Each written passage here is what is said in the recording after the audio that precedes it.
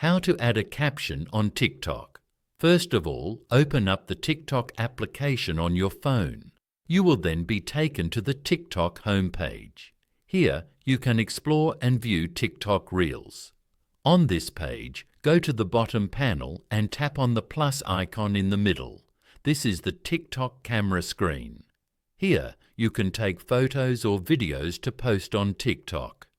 Now tap on the capture button to take a photo.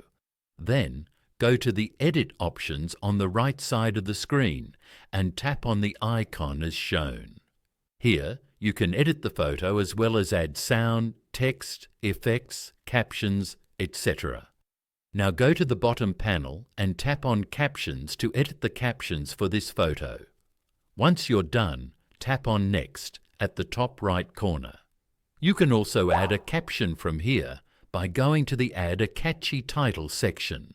In the description box, type in the caption you want to add. After that, tap on Post at the bottom. Following these steps, you can easily add a caption on TikTok.